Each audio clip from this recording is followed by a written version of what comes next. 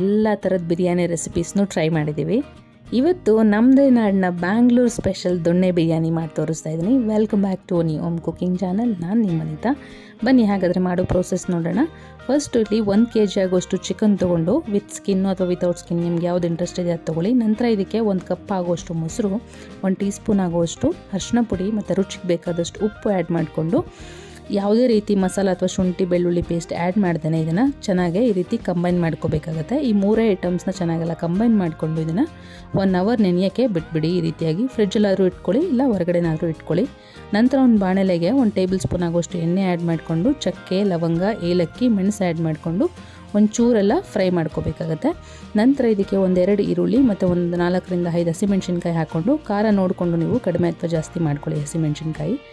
ಸ್ವಲ್ಪ ಫ್ರೈ ಆದ ನಂತರ ಇದಕ್ಕೆ ಬೇಕಾಗುವಷ್ಟು ಕೊತ್ತಂಬರಿ ಸೊಪ್ಪು ಮತ್ತು ಪುದೀನ ಜಾಸ್ತಿನೇ ಆ್ಯಡ್ ಮಾಡ್ಕೊಳ್ಳಿ. ಇರೋದ್ರಲ್ಲಿ ಕಲರ್ ಕೂಡ ಚೆನ್ನಾಗಿ ಬರುತ್ತೆ. ಚೆನ್ನಾಗೆಲ್ಲ ಇದೆಲ್ಲ ಹಸಿ ವಾಸನೆ ಹೋಗಿ ಚೆನ್ನಾಗಿ ಕಂಪ್ಲೀಟಾಗಿ ಬೇಯೋವರೆಗೂ ಫ್ರೈ ಮಾಡಿಕೊಂಡು ನಂತರ ಎತ್ತಿಟ್ಕೊಂಡು ಇದು ತಣ್ಣಗಾದ್ಮೇಲೆ ಗ್ರೈಂಡ್ ಮಾಡ್ಕೋಬೇಕಾಗತ್ತೆ. ನಂತರ 1 ಟೇಬಲ್ ಸ್ಪೂನ್ ಆಗೋಷ್ಟು ತುಪ್ಪ ಆ್ಯಡ್ ಮಾಡಿಕೊಂಡು ಇದಕ್ಕೆ ಗರಂ ಮಸಾಲ ಆ್ಯಡ್ ಮಾಡ್ಕೊಂಡಿದ್ದೀನಿ. ಚಕ್ಕೆ, ಲವಂಗ, ಮೆಣಸು, ಏಲಕ್ಕಿ, ಕಲ್ಲುವು ಮತ್ತು ಅನಾನಸ್ಸು ಇದೆಯಲ್ಲ ಅದನ್ನು ಆ್ಯಡ್ ಮಾಡಿಕೊಂಡು 1 ಈರುಳ್ಳಿ ಆ್ಯಡ್ ಮಾಡಿಕೊಂಡು ಒಂದು ಸ್ವಲ್ಪ ಕಲರೆಲ್ಲ ಚೇಂಜ್ ಆಗೋವರೆಗೂ ಫ್ರೈ ಮಾಡ್ಕೊಂಡು ನಂತರ 1 ಟೀ ಸ್ಪೂನ್ ಆಗೋಷ್ಟು ಶುಂಠಿ ಬೆಳ್ಳುಳ್ಳಿ ಪೇಸ್ಟ್ ಕೂಡ ಆ್ಯಡ್ ಮಾಡಿಕೊಂಡು ಫ್ರೈ ಮಾಡ್ಕೊತಾ ಇದ್ದೀನಿ.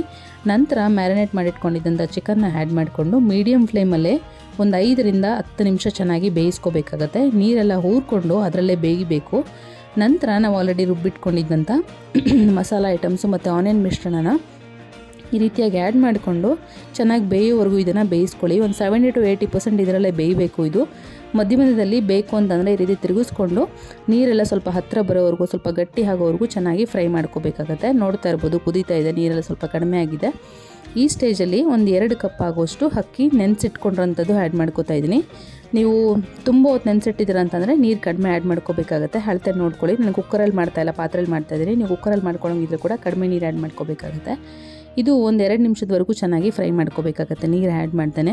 ನಂತರ ಬೇಕು ಅನ್ನೋದಾದರೆ ರುಚಿಗೆ ಒಂದಷ್ಟು ಉಪ್ಪು ಆ್ಯಡ್ ಮಾಡಿಕೊಂಡು ನಾನಿಲ್ಲಿ 2 ಕಪ್ ಆಗೋಷ್ಟು ಅಕ್ಕಿಗೆ 4 ಕಪ್ ಆಗೋಷ್ಟು ನೀರು ತೊಗೊಂಡಿದ್ದೀನಿ. ಪಾತ್ರೆಯಲ್ಲಿ ಮಾಡ್ತಿರೋದ್ರಿಂದ ಜಾಸ್ತಿ ನೀರು ಬೇಕಾಗುತ್ತೆ. ಹಾಗಾಗಿ ನೀವು ಒಂದು ವೇಳೆ ಕುಕ್ಕರಲ್ಲಿ ಮಾಡೋಂಗಿದ್ರೆ 1.5 ಕಪ್ ಆ್ಯಡ್ ಮಾಡ್ಕೊಳ್ಳಿ, ಸಾಕಾಗುತ್ತೆ. ಬಾಸ್ಮತಿ ರೈಸ್ ಆದರೆ 1/4 ಕಪ್ ನೀರಾದರೆ ಸಾಕಾಗುತ್ತೆ. 1 ಕಪ್ ಅಷ್ಟು ಅಕ್ಕಿಗೆ ಒಂದು ಸ್ವಲ್ಪ ಎಲ್ಲ ಬಿಸಿ ಆದಮೇಲೆ ನೀರು, ಒಂದು ಲೆಮನ್ನು ಅಥವಾ ಒಂದು ಅರ್ಧ ಲೆಮನ್ನು ರಸ ಈ ರೀತಿ ಹಿಂಡ್ಕೊಂಡು ನಂತರ ಎಲ್ಲ ಕಂಬೈನ್ ಮಾಡಿಕೊಂಡು ಬೇಯಕ್ಕೆ ಬಿಟ್ಬಿಡಿ. ಚೆನ್ನಾಗಿ ಮಧ್ಯದಲ್ಲಿ ತಿರುಗಿಸ್ಕೊಂಡು ಈ ರೀತಿಯಾಗಿ ಕರೆಕ್ಟಾಗಿ ಬೇಯಿಸ್ಕೋಬೇಕಾಗತ್ತೆ. ಕುಕ್ಕರಲ್ಲಿ ಮಾಡ್ಕೊಳ್ಳೋಂಗಿದ್ರೆ 1-2 ವಿಸಿಲ್ ಕೂಗಿಸ್ಕೊಂಡು ನಂತರ ಕಂಪ್ಲೀಟಾಗಿ ನ್ಯಾಚುರಲಾಗೆಲ್ಲ ಗಾಳಿ ಹೋಗೋವರೆಗೂ ಬಿಟ್ಬಿಡಿ.